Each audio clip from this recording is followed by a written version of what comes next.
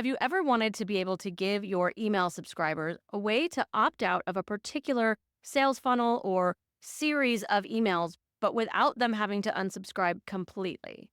That's a question that I got recently, so that's what I'm going to be showing you this week.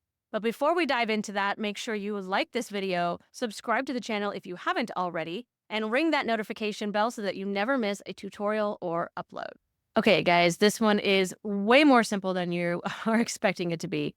So I'm showing this to you in the platform that I use. It's called OmniSend.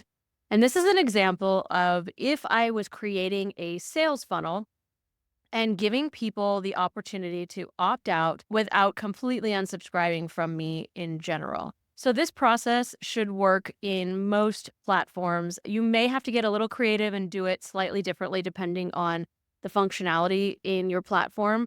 In some cases, you may need to do this with a tag, or some situations might have actually like an option where you can give them a link to manage their preferences. But I'm going to make the assumption you don't have that because that's not super common in a lot of platforms. What is typically common when you have access to automation features is splits. So we're going to have our trigger. You're going to have the email that you've written. So for example, I'll show you this one. I've got my email here, and then you can see right here that there is an actual link that they can click that says opt out here. That's what we're going to use to give them the opportunity to opt out. So what comes next? Here's where we're going to do our split action. We're going to grab this, drop it right underneath the email where we gave them the opportunity to opt out. And it's always going to be good to do an opt out versus an opt in, because realistically, if somebody has signed up for your email list, they've given you permission to send them any kind of email. So this is kind of a courtesy that you're doing for them to give them the option to opt out. So opting out should take the effort, not opting in. So we're going to come over here and create our split setting rules. You can see right here, if you don't know what a split is kind of a decision point in an automation where a yes is going to take them on one path and a no is going to take them on another path. So in this case, we're doing it based on them clicking on that link. So we're going to go with our message engagement. And then the property that I'm choosing here, it's not about whether they opened that email. It's about whether they clicked anything in that email. In OmniSend, there's push notifications and SMS texting as well, but this is an email. We're choosing the email, which in this case is the one directly above our split, but technically you could put it somewhere else. And then we're going to choose our actual URL.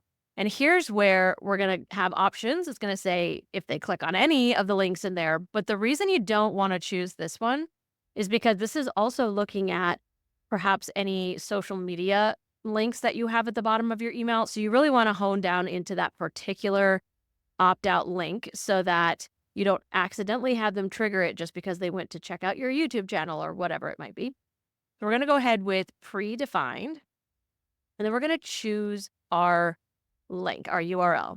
So the link that I have inside of that opt-out link that you saw in the email is this link that I've created on my website that just says opt out.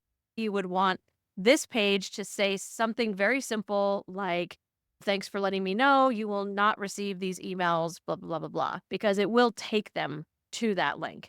So just make sure that whatever this is, it makes sense for what they've just clicked on, why they've clicked. So we're going to go ahead and choose that option, and we're going to hit save. So one thing you're going to want to make sure you don't forget to do is throw in a delay after that email. And you're going to give them however much time you were planning on between emails. So let's just say it was going to be just one day. You're going to put that delay before your split. You want to give them a day to have received this email, opened this email, and clicked that button before it's going to check whether or not they have clicked it or not clicked it. If you have any questions or if your platform works a little bit differently and you need some extra guidance, make sure you use that comment section. The online tools for your business do not need to be complicated or overwhelming. It's time to let it be easy.